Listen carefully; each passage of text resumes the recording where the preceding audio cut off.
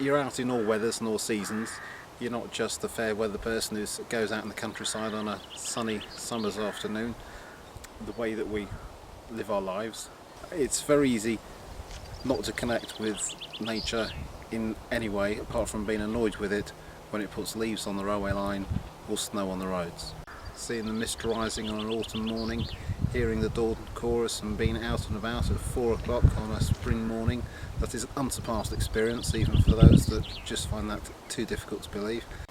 It's just a glorious thing to be out here. A recent survey said that there were 6 million birdwatchers in the UK. That's a staggering 1 in 10 of us who regularly enjoy our country's rich bird life. Yet still, it remains much misunderstood, with Stone Age stereotypes about birdwatchers. Yet birds remain an enduring part of British culture, from the Bible to modern day rock music. So why is it so misunderstood? What is a birder? What is a twitcher? What do you need and where do you go to be a birdwatcher? I aim to find out. Yes, I would say I'm closer to nature. I mean, I've always had an interest in wildlife, not just birds, but plants, butterflies. Birds are very visible. You can get them in your garden, you can go to anywhere in the world, wherever you go, there's always birds. So, they're very accessible to people. And, a lot of them look really nice, so, I suppose that's an attraction. Part of the reason for this accessibility, you need no equipment to enjoy birds as part of a landscape. However, a pair of binoculars is almost essential to shrink the distance between you and the bird and making it easier to watch and achieve an identification. A telescope isn't essential, but they're excellent for using with distant birds, as they are 2 to 8 times more powerful than binoculars. However, they're very bulky and expensive and require a tripod to use effectively. The best way to experience this bird effect is to try it yourself. You can start by feeding your garden birds with cheap feeder and birdseed.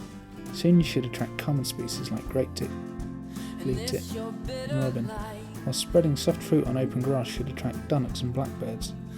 In harsh winters you may attract fieldfares and redwings, and the supply of food can be life-saving. Birds flock where there is habitat and food, which modern farming practices have greatly reduced in recent years.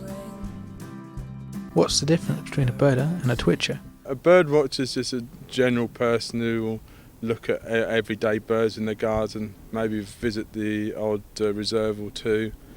A birder tends to be a bit more serious and maybe have a bit more knowledge, and a twitcher is someone who will go around and chase rare birds, whether within the county or all over the country. Many years ago, when I lived in rural Stowmarket, you didn't see a lot of bird species, and I was quite keen to sort of visit places like Minsmere on the coast. At the time, as a teenager, I didn't drive, so I used to cycle everywhere. And one time I went to see a semi-palmated sandpiper, which was a rare bird from North America, and that entailed a sort of 65-mile round trip. So it's a bit keen, but you have to do these things to see different birds at times. When you feel confident with the birds in your garden, you can start to visit local nature reserves. The RSPB is Britain's largest wildlife conservation landowner and should have a reserve near you.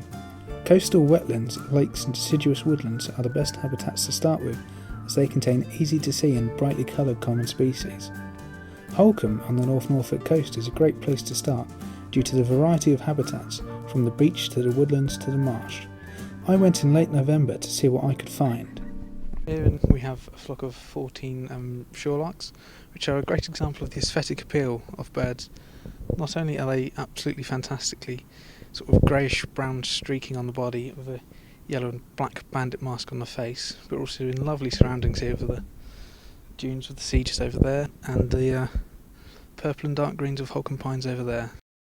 Holcombe offers large flocks of pink-footed geese, which can be one of Norfolk's best wildlife spectacles.